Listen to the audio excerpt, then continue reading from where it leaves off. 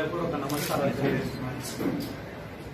ఈరోజు ఈ మీడియా సమావేశం నిర్వహించడానికి గల ముఖ్యమైన కారణం ఏమంటే, గత నెల రోజులుగా వివిధ న్యూస్ ఛానల్స్ లో నా గురించి, నందికొట్కూరు నియోజకవర్గ రాజకీయ పరిస్థితుల గురించి కొన్ని వార్తలు వచ్చినాయి. ఆ వార్తలపైన వివరణ ఇవ్వడానికే ఈరోజు ఈ మీడియా సమావేశం ఏర్పాటు చేయడమైంది. ఆ వచ్చిన వార్తల యొక్క సారాంశం ఏమిరా అంటే, నందికొట్కూరు నియోజకవర్గంలో పెత్తనం కోసం బైరెడ్డి సిద్ధార్థరెడ్డి ప్రయత్నిస్తున్నాడు. దాని కారణంగానే సిద్ధార్థరెడ్డికి ఆర్థర్ ఎమ్మెల్యేకి మధ్య విభేదాలు వస్తున్నాయనేది ఆ వార్తల యొక్క సారాంశం.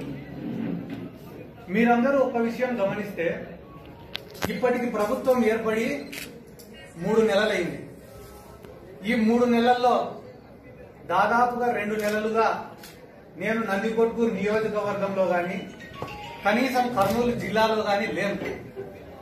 కనీసం జిల్లాలో లేని వ్యక్తి నియోజకవర్గం పైన ఏ రకంగా పెత్తనం చేస్తున్నాడో అందరూ ఒక్కసారి ఆలోచించాల్సినటువంటి విషయం. ఏ రకంగా పెత్తనం చేస్తున్నాడు సిద్ధార్థరెడ్డి? నా దగ్గరకు వచ్చిన వ్యక్తులను అందరినీ కూడా ఎమ్మెల్యే గారి దగ్గరికి పోయి పనులు చేయించుకోమని చెప్పడం నేను చేస్తున్న పెత్తనమా? నందికొట్కూరు నియోజకవర్గ సమన్వయకర్తగా ఉండే నేను ఈ రోజుకి వరకు ఒక ఎంఆర్ఓకు గాని, ఒక ఎండిఓకు గాని, విఆర్ఓకు గాని, పంచాయతీ సెక్రటరీకి గాని, ఈఓఆర్టీకి గాని, చివరికి నందికొట్కూరు మున్సిపల్ కమిషనర్ కు గాని ఒక ఫోన్ చేయకపోవడం, ఒక సిఫార్సు చేయకపోవడమే నేను చేసిన పెత్తనమా? ఏ రకంగా నేను నందికొట్కూరు నియోజకవర్గం పైన పెత్తనం చేస్తున్నానో ప్రతి ఒక్కరు కూడా ఆలోచించాల్సిన అవసరం ఉంది. ఈ రోజు ఎలక్షన్ గెలిచిన తర్వాత ఆర్థర్ గారిని నేను కలిసి, అన్నా బైరెడ్డి రాజశేఖర రెడ్డి గారిని, శివానంద రెడ్డిని, గౌరు వెంకటరెడ్డిని, వీళ్ళనందరినీ మనం ఓడగొట్టినాము. జగనన్న ముఖ్యమంత్రి అయినాడు. 19 ఏళ్ల వయసు నుండి నేను ఈ రాజకీయాల్లో ఉన్నానా? కేసులని, జైలు జీవితాలని, నా జీవితాన్ని నేను నాశనం చేసుకున్నా. నాకు అందరి యువకుల మాదిరే సంతోషంగా బతకాలని, తల్లిదండ్రులతో గడపాలని, డబ్బులు సంపాదించుకోవాలని, లైఫ్ లో సెటిల్ కావాలనే కోరికలు ఉన్నాయన్న. మన నియోజకవర్గంలో ఎవరు మన పార్టీకి చేసినారు, ఎవరు మన పార్టీకి చేయలేదనే విషయాలు మీకు ఇంకా అన్ని తెలియవు. కాబట్టి ప్రతి గ్రామంలో ఒక 5 మంది కార్యకర్తల పేర్లు మీకు ఇస్తాను. మీరు ఏదన్నా ఒక పని చేసేటప్పుడు ఒక్కసారి వాళ్ళతో సంప్రదించి చేయండి అన్నా అని అడగడం నేను చేసిన పెత్తనమా? ఇదే నందికొట్కూరు నియోజకవర్గంలో బదిలీల విషయంలో ఆర్థర్ గారికి, సిద్ధార్థరెడ్డికి మధ్యన మనస్పర్ధలు వచ్చినాయని అంటున్నారు. బదిలీల విషయం నేను కానీ చెప్తే కొన్ని 100 ఉదాహరణలు మీకు చెప్పాల్సి వస్తుంది. కానీ కేవలం ఒక 3 ఉదాహరణలు మాత్రం మీకు ఇస్తా. ఈరోజు రాజశేఖర్ బాబు అని నందికొట్కూరు ఎంఆర్ఓగా రావాలని చెప్పి మా ఎమ్మెల్యే ఆర్థర్ గారే సిఫార్సు చేయడం జరిగింది. పేపర్ కు కూడా రాజశేఖర్ బాబు గారిని ఎంఆర్ఓగా నియమించినట్ల ప్రకటన కూడా వచ్చింది. కానీ పోస్టింగ్ మాత్రం వేరే వాళ్ళకు వచ్చింది. దాని వెనకపక్క పెత్తనం చేసిన వాళ్ళు ఎవరు? మా నందికొట్కూరు నియోజకవర్గంలో, మా నందికొట్కూరు మున్సిపాలిటీలో గత 3 నెలల్లో 3 కమిషనర్లు మారినారు. పి కిషోర్ అనే కడప వ్యక్తికి మున్సిపల్ కమిషనర్ గా పోస్టింగ్ రావడానికి సిఫార్సు చేసింది మా ఎమ్మెల్యే ఆర్థర్ గారు. పోస్టింగ్ కూడా వచ్చింది. పోస్టింగ్ వచ్చిన నెలకే మళ్ళీ ఈ రోజు అంకిరెడ్డి అనే వ్యక్తికి మున్సిపల్ కమిషనర్ గా పోస్టింగ్ రావడానికి వెనకల పెత్తనం చేసిన వాళ్ళు ఎవరు? తెలుగుదేశం పార్టీ అధికారంలో ఉన్నప్పుడు 4 సంవత్సరాలు ఎస్ఐగా పనిచేసిన ఒక వ్యక్తి నందికొట్కూరు నియోజకవర్గంలో తెలుగుదేశం పార్టీ జెండా తప్ప వేరే జెండా కనపడకూడదు అని చెప్పిన వ్యక్తికి ఈ రోజు అదే నందికొట్కూరు నియోజకవర్గంలో సిఐ పోస్టింగ్ వచ్చింది. నేను సిఫార్సు చేయలేదు, మా ఎమ్మెల్యే గారు సిఫార్సు చేయలేదు, రెగ్యులర్ పోస్టింగ్ లో రాలేదు. ఏ రకంగా ఆయన సిఐగా వచ్చినాడు? ఎవరి పెత్తనం ద్వారా సిఐగా వచ్చినాడు? నందికొట్కూరు నియోజకవర్గానికి సంబంధం లేనటువంటి వాళ్ళు నందికొట్కూరు నియోజకవర్గంలో వైఎస్ఆర్సీపీకి కనీసం ఒక ఓటు వేయించని వాళ్ళు ఈ రోజు నందికొట్కూరు నియోజకవర్గంలో పెత్తనం చేస్తున్నారు. 50 ఏళ్ల రాజకీయ చరిత్ర ఉన్న కుటుంబం, కొన్ని వేల కుటుంబాలతో సన్నిహిత సంబంధాలు ఉన్న కుటుంబం, రాష్ట్ర వ్యాప్తంగా గౌరవం ఉన్న కుటుంబంలో నుండి వచ్చిన నేను నా నియోజకవర్గ ప్రజలకి, నన్ను నమ్ముకునే ప్రజలకు పని చేయాలని అనుకోవడం నేను చేస్తున్న పెత్తనమా? నాది పెత్తనం కాదనా, నాది బాధ్యత. నందికొట్కూరు నియోజకవర్గ సమన్వయకర్తగా వైఎస్ జగన్మోహన్ రెడ్డి గారు నా ప్రాంత ప్రజలకు పని చేయమని చెప్పి నా భుజాల పైన పెట్టిన బాధ్యత. ఈ రోజు ఎవరైతే సిద్ధార్థ రెడ్డి పెత్తనం చేయాలని చూస్తున్నాడు అని ప్రచారం చేస్తున్నారో వాళ్లే రేపటి నుండి సిద్ధార్థ రెడ్డి ఒక దళిత వ్యతిరేకి అని చెప్పి కూడా ప్రచారం చేస్తారు. 2019వ సంవత్సరంలో కూడా ఇంకా కుల రాజకీయాలు చేస్తున్న సమాజంలో నేను బతుకుతున్నందుకు నేను సిగ్గుపడుతున్నానా? ఈ రోజు ఎవరైతే సిద్ధార్థ రెడ్డి పెత్తనం చేస్తున్నాడని మాట్లాడుతున్నారో వాళ్ళకందరికీ నేను సూటిగా స్పష్టంగా ఒక్కటే మాట అడుగుతున్నా. ఒకవేళ in case for suppose TDP government గాను వచ్చిందంటే ఈ రోజు ఎవరెవరైతే పెత్తనాలు చేస్తున్నారో వాళ్ళందరూ కూడా పోయి చంద్రబాబు నాయుడు కాల్లో, లోకేష్ బాబు కాల్లో, లేకుంటే జిల్లాలో ఉండే టీడీపీ నాయకుల కాల్లో పట్టుకునే వాళ్ళు. కానీ బైరెడ్డి సిద్ధార్థ రెడ్డి అనే నన్ను మాత్రం తెలుగుదేశం పార్టీ గాన వచ్చిందే కేసులలో ఈ పాటికి నేను జైల్లో అన్నా ఉండేవాడిని, లేకుంటే నన్ను భౌతికంగా లేకుండా అన్నా చేసేవాళ్ళు. ఎందుకంటే తెలుగుదేశం పార్టీ అధికారంలో ఉన్నప్పుడు జోలాపురం బాంబుల కేసులో నన్ను ఇరికించాలని చూసినారు, పీడీ యాక్ట్ పెట్టాలని చూసినారు, నన్ను జిల్లా బహిష్కరణ చేయాలని చూసినారు, చీఫ్ ఎలక్షన్ ఏజెంట్ ఫామ్ వస్తే దాన్ని క్యాన్సిల్ చేయాలని చెప్పి విశ్వ ప్రయత్నం చేశారు. చివరికి కౌంటింగ్ ఏజెంట్ గా పోతే 5 నిమిషాల్లో కౌంటింగ్ కేంద్రం నుండి నన్ను బయటికి పంపించినారు. ఒక పెళ్లికి పోతేనో ఒక చావుకు పోతేనో నా కార్లు ఆపి చెక్కింగ్లు చేసినారు. నా వెంట తిరిగే వాళ్లకు సంక్షేమ పథకాలు రాకుండా ఆపినారు. నన్ను నమ్ముకొని నా వెంట వచ్చిన వాళ్లపైన 40 నుండి 50 ఫాల్స్ కేసులు పెట్టినారు. చివరికి ఒక రౌడీ సీటర్ ని కొట్టినా అనే కేసులో మా అన్న మా వదిన హైదరాబాద్ లో ఉండే, మా వదిన 7 నెలలు నిండిన గర్భవతి, ఇంట్లో ఇద్దరే ఉంటే రాత్రి 2 గంటలకు పోయి విచారణ అనే పేరుతో మా అన్నను కర్నూలు పోలీస్ స్టేషన్ కు తీసుకొని వచ్చినారు. తీసుకువచ్చేలా చేసినారు అప్పుడు తెలుగుదేశం పార్టీ నాయకులు. ఈ రోజు అన్ని అవమానాలు పడిన తర్వాత, అన్ని బాధలు పడిన తర్వాత రాష్ట్రంలో ఏ ఒక్క యువకుడు కూడా మళ్ళీ రాజకీయాలు చేయాలని కోరుకోడు. ఏ ఒక్క యువకుడు కూడా, ఏ ఒక్క సామాన్యుడు కూడా మళ్ళీ అంతటి సాహసం చేయడు. కానీ ఎందుకు నేను ఈ రాజకీయాలు చేస్తున్నా? నాకు ఇష్టం లేదు ఈ రాజకీయాలు చేయాలని. ఈ రాజకీయ వ్యవస్థ పైనే నాకు నమ్మకం లేదు. కానీ ఎందుకు రాజకీయం చేస్తున్నా? నమ్ముకునే వాళ్ళను కాపాడుకోవాలనే ఉద్దేశంతో, నమ్ముకునే వాళ్ళను నట్టేట ముంచలేక నేను ఈ రాజకీయం చేస్తున్నా. ఆ రోజు బైరెడ్డి రాజశేఖర రెడ్డి గారిని కాదని, అధికారంలో ఉన్న తెలుగుదేశం పార్టీని కాదని, మాండ్ర శివానంద రెడ్డి అనే వ్యక్తిని కాదని, గౌరు వెంకటరెడ్డి అనే వ్యక్తిని కాదని ఎంతో మంది యువకులు నా వెంట తిరిగినారు. 40 సంవత్సరాలు ఉన్న వయసు ఉన్న ఒక వ్యక్తి దగ్గరికి, ఒక వ్యక్తికి మోసం జరిగితే మామూలే లేరా ఈ రాజకీయంలో అనుకుంటారు. కానీ 25 సంవత్సరాల వయసు ఉన్న ఒక యువకుడికి మోసం జరిగితే మళ్ళీ జీవితంలో ఈ రాజకీయాల జోలికే అతను రాడు. అటువంటి నమ్ముకున్న యువకుల నమ్మకాన్ని నిలబెట్టడం కోసమే ఈ రోజు తప్పక నేను ఈ రాజకీయాలు చేస్తున్నా. ఏమన్నా ఏం జరుగుతుందన్నా మా నందికొట్కూరు కాన్స్టిట్యున్సీలో సిద్ధార్థ రెడ్డి గారు ప్రజల తరపున నిలబడితే సిద్ధార్థ రెడ్డి వాడిపైన దాడి చేసినాడు, వీడిపైన దాడి చేసినాడు. సిద్ధార్థ రెడ్డి నుండి 4గురికి ప్రాణహాని ఉంది అని చెప్పి మా నాయకుడు జగన్మోహన్ రెడ్డి గారికి తప్పుడు రిపోర్టులు పంపిస్తున్నారు.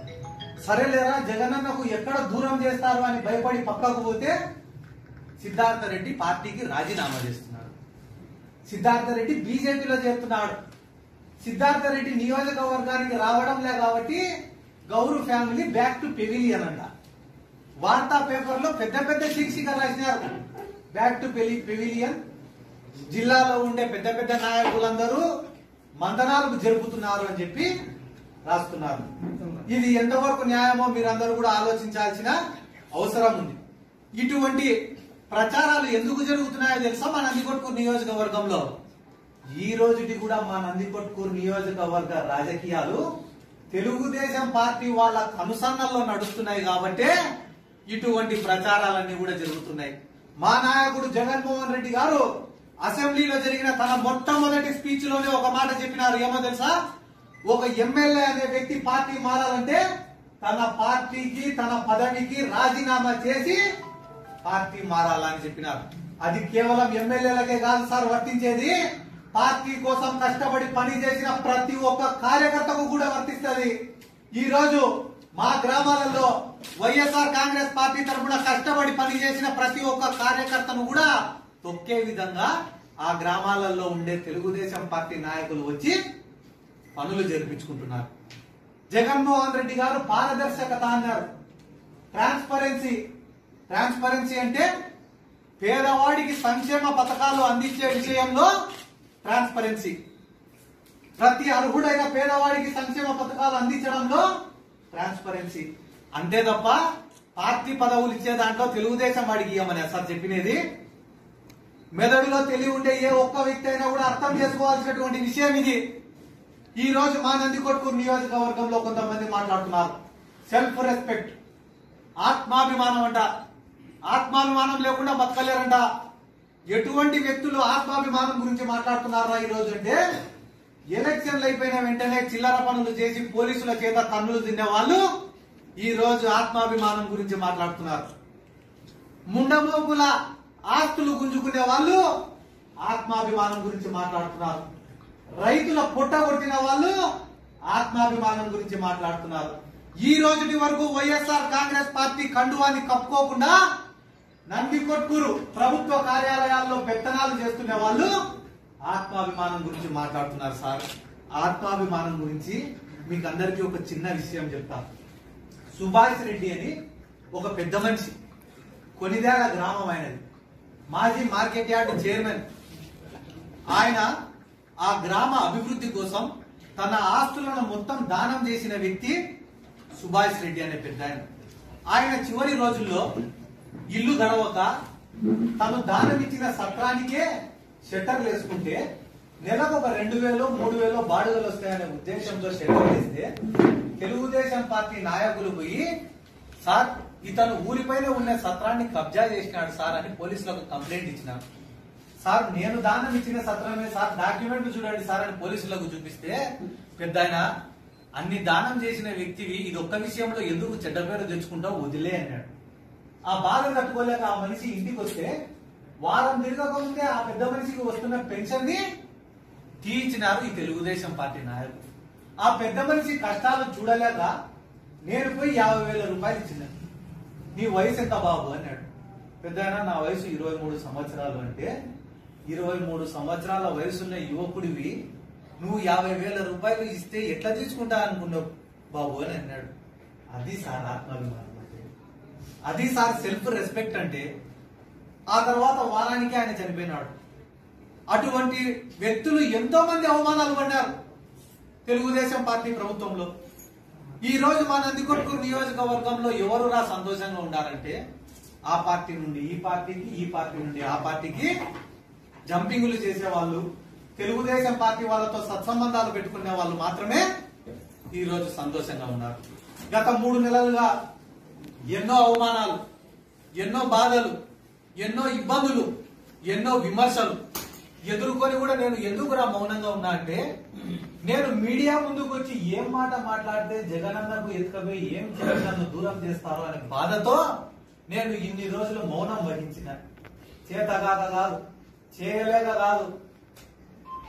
ఎందుకు ఈ రోజు కూడా నేను ఎందుకు ఈ రోజు ఇంత బాధగా ఈ విషయాలన్నీ మీకు వివరిస్తున్నా అంటే, నన్ను మా నియోజకవర్గ ఎమ్మెల్యే ఆర్తర్ గారిని జగన్మోహన్ రెడ్డి గారు పిలిపించి నియోజకవర్గ విషయాలన్నీ చర్చించి నిజమైన వైఎస్ఆర్ కాంగ్రెస్ పార్టీ కార్యకర్తలను కాపాడమని చెప్పి దిశానిర్దేశం చేయడం జరిగింది. మన రాష్ట్ర ముఖ్యమంత్రి వర్యులు మా పార్టీ అధ్యక్షునితో మేము అర్ధగంట సేపు మాట్లాడి వచ్చిన తర్వాత కూడా ఇప్పటికీ వార్తల్లో వార్తలు రావడం, కొంతమంది లీకులు ఇవ్వడం, పెయిడ్ ఆర్టికల్స్ రాయించడం వంటివి జరుగుతుంటే వాటిని ఖండించి వాస్తవాలు మీకందరికీ ప్రపంచానికి తెలియజేయాలనే ఉద్దేశంతోనే ఈ రోజు నేను మీ ముందుకు వచ్చిన. తొందరలోనే మా నందికొట్కూరు నియోజకవర్గంలో భారీ ఎత్తున 15,000 నుండి 20,000 మందితో కార్యకర్తల సమావేశాన్ని ఏర్పాటు చేస్తా. కార్యకర్తల అభిప్రాయాలను, కార్యకర్తలు పడుతున్న మనోవేదనను జగన్మోహన్ రెడ్డి గారికి తెలియజేస్తా. వచ్చే స్థానిక సంస్థల ఎన్నికల్లో నందికొట్కూరు నియోజకవర్గంలో మొన్న జరిగిన అసెంబ్లీ ఎలక్షన్ల కన్నా భారీ స్థాయిలో గెలిపించి వైఎస్ఆర్ కాంగ్రెస్ పార్టీ జెండాను ఎగరేస్తాను మీకు అందరికీ ఈ సందర్భంగా తెలియజేసుకుంటూ, ఎవడైతే మనం ఇబ్బంది పెడితే సిద్ధార్థ రెడ్డి పార్టీ విడిచిపెట్టి పోతాడని అనుకుంటున్నారో వాళ్ళందరూ కూడా ఆ పైన ఉండేది చదవండి సార్. ఓపిక ఉన్నంత వరకు కాదు, ఊపిరి ఉన్నంత వరకు జగన్మోహన్ రెడ్డి గారితోనే ఉంటా. ఎందుకంటే సిద్ధార్థ రెడ్డి అనేవాడు ఒక సామాన్య యువకుడు. అటువంటి యువకునికి 2 రాష్ట్రాల్లో కూడా ఈ రోజు ఒక గుర్తింపు వచ్చిందంటే దానికి కారణం మా నాయకుడు వైఎస్ జగన్మోహన్ రెడ్డి గారు. పార్టీకి ఇంతవరకు ఎవరెవరైతే ఇబ్బందులు కలిగజేసినారో వాళ్ళందరిపైన ఇప్పటికే జగన్మోహన్ రెడ్డి గారికి వివరించిన, నిన్న మొన్న ఏమేమైతే జరిగినాయో వాటిపైన కూడా జగన్మోహన్ రెడ్డి గారికి డీటెయిల్ రిపోర్ట్ ఇస్తా. నాకు రాజకీయంలో ఈ రోజు కేడీసీసీ పదవి ఇస్తున్నారని ఒకరు, అదేదో ప్రణాళిక బోర్డు చైర్మన్ ఇస్తున్నారని ఒకరు, ఏమేమో పదవులు ఇచ్చినారు సోషల్ మీడియాలో. నాకు తెలియకుండానే ఇచ్చినారు చాలా పదవులు. అవి ఇచ్చినందుకు సంతోషిస్తున్నా నేను. అదే రకంగా నేను కోరుకుంటుండే విషయం కూడా ఏమిరా అంటే, నాకు ఎటువంటి పదవులు అవసరం లేదు, నాకు ఎటువంటి పెత్తనాలు అవసరం లేదు. మాకు కావాల్సింది అంద్రినివా నీళ్లను మిడుతూరు మండలానికి ఇవ్వడం నాకు కావాలా. మున్సిపాలిటీ పన్నులు ఏవైతే మన నందికొట్కూరులో పెంచినారో వాటిని తగ్గించడం నాకు కావాలా. రోడ్డు వైడనింగ్ విషయంలో ఎవరైతే నష్టపోయిన వాళ్ళు ఉన్నారో వాళ్ళకందరికీ నష్టపరిహారం ఇప్పించడం నాకు కావాలా. 98 జీవో కింద శ్రీశైలం నీటి ముంపు బాధితుల్లో ఎవరైతే అర్హులు ఉన్నారో వాళ్ళకందరికీ 98 జీవో కింద ఉద్యోగాలు ఇప్పించడం నాకు కావాలా. మమ్మల్ని నమ్ముకొని రాజకీయం చేసిన వాళ్ళందరూ కూడా ఆర్థికంగా, రాజకీయంగా, సామాజికంగా బాగుండాలి. మా వాళ్ళందరూ సంతోషంగా ఉండే రోజున ఎవరు రమ్మన్న ఈ నియోజకవర్గానికి రాను. మా వాళ్ళందరూ కష్టాల్లో ఉన్న రోజున నా ప్రాణం పోయినా కూడా ఈ నందికొట్కూరు నియోజకవర్గాన్ని విడిచిపెట్టి నేను తెలియజేస్తుంటూ, పిలవగానే ఈ రోజు ఈ మీడియా సమావేశానికి, విలేకరుల సమావేశానికి వచ్చిన మీకు అందరికీ నా హృదయపూర్వక నమస్కారాలు, కృతజ్ఞతలు తెలియజేసుకుంటూ సెలవు.